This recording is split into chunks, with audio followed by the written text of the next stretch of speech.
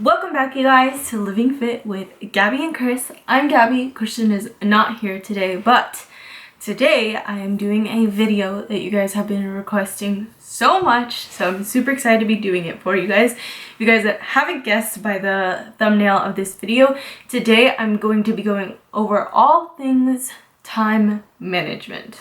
Now, I know that this channel is dedicated to fitness and living a fit lifestyle, hence our channel name Living Fit with Gabby and Chris, but I think that in order to live a fit lifestyle, you do have to time manage other things in your life so that you can make the gym a priority. I am a true believer in time managing all aspects of my life, and I truly believe that that is why I have been greatly successful in those aspects of my life.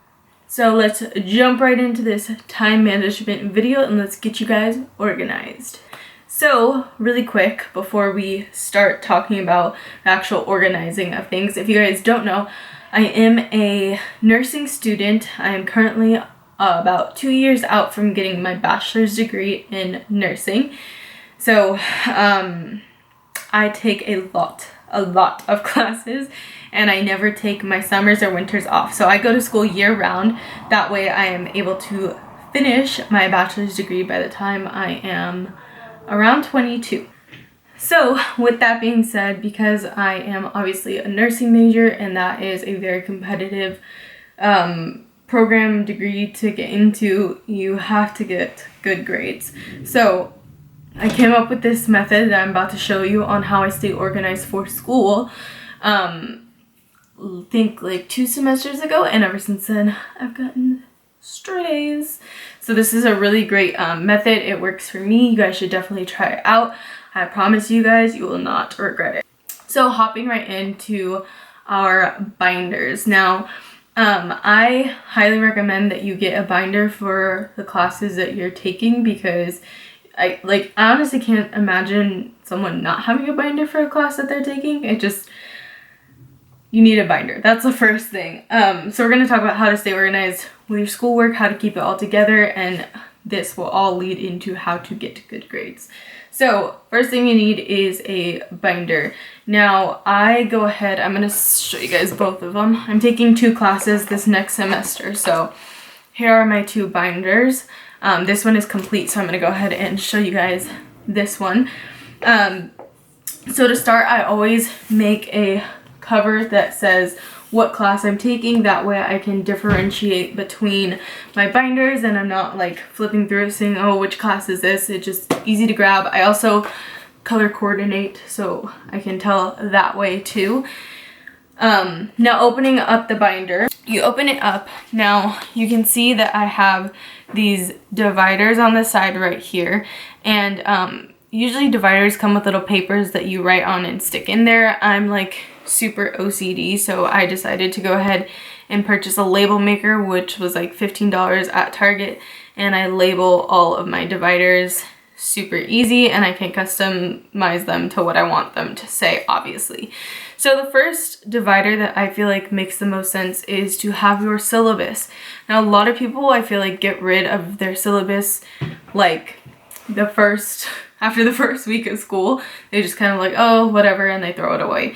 I think it's super important to keep your syllabus because it has a lot of valuable information on it, and the main reason that I keep it is because if your professor gives you a syllabus, usually they will have a calendar inside of the syllabus that tells you when you have your exams, your quizzes, when you have your labs.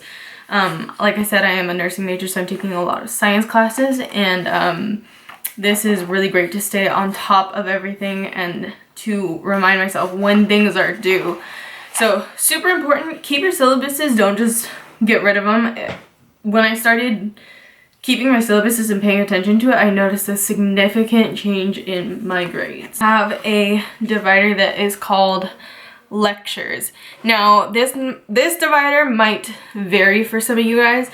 Most of my professors for my science classes do print out or make their lectures available online. So these are my lectures, and then what we do in class is kind of fill in the blanks and write down any other important notes that the professor says in class. Now, if your professor does not give you these kind of printouts of the lecture notes, I recommend that you take notes in this section of things that really stand out, that they repeat, that you think will be on the test. Or you can write down kind of everything that they say, record the lecture, and then go back, reorganize your notes. So this is basically where I keep all of my lecture notes. Moving on to the next divider, the third one. Like I said, I take science classes, so we have a lecture portion and then we have our lab portion. And I have all the instructions that I need for each of the labs, and then on the back of them, so you can see I have it stapled and then paper clipped. So the reason why I have it paper clipped is because there's actually a second part to each lab, which is, well, you guys can't see it, hold on. So there's actually a second part to each lab, which is this back part, and it is where I have to answer questions, write down data that I accumulate in the lab for that particular lab. So my labs go here. I make this and dedicate a whole divider to study material. Okay, hopefully you guys can see that. Now again, this might be a little bit different for some of you guys if your professor does not give you a study guide. My professor thankfully does. So what I'll do is I print out the study guide and then I go back when it's time to study for the exam, and I'll take my iPad and basically number it how it is, make the keywords that are all on this page in bold, and then put the definition or the answer in red, and then that's how I study for the test. But I keep all of my study guides back here, and then once I answer and finish the study guides, I paper clip the answers to the back of it. It also helps when finals comes along. If you have a cumulative final, you have all of it already done. Now this last divider is labeled as other just because I haven't started the class yet. I don't know if I'm gonna need another specific tab like any of these. So for now, I just put it as other. So any miscellaneous stuff that doesn't go inside of these dividers can go inside of this red one. Lastly, I have a folder in each of my binders. And what I have done is I've labeled my folders. This one says assignments that are due, so if there's an assignment due that day, I stick it in this pocket so it doesn't get lost. It's ready to be turned in. And then on this side, I have assignments that were already graded. That way, you know, professors are really busy and sometimes they don't enter things in the correct way, or something might get lost. Something may get marked missing even though it's not, so I think it's important to keep your things that are already graded in a folder at least until the end of the semester. That way you can pull it out if it needs to be fixed. So that is step number one of staying organized and managing your time wisely with school. This will save you so much time, you guys.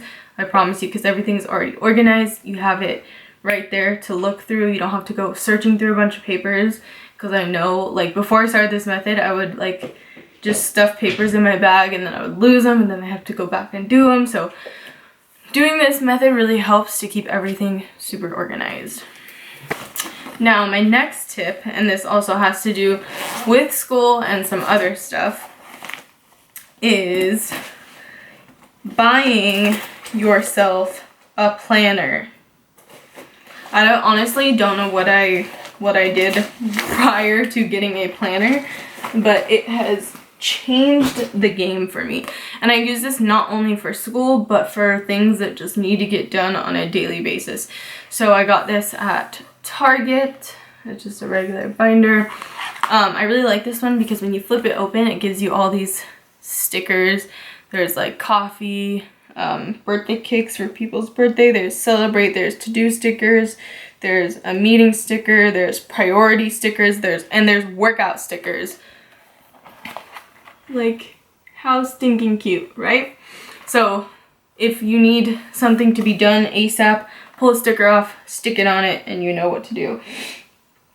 So I'm going to show you guys a little part of my planner and how it looks and how I kind of organize my planner. This was from my last classes that I took over this winter break. What I do is where it says the days, I'll write down all of the schoolwork that I have to get done for that day. The things that I highlight are things that need to be done that day. So once I do them, hopefully you guys can see this. The things that are highlighted are things that have to be done that day. Once I get them done on that day, I will cross it out. So that's why there's crosses all through them. Then the things that were not highlighted will be highlighted on the next day. And then those will get crossed out and so on. So this is how I stay organized. I make sure I'm staying on top of my stuff.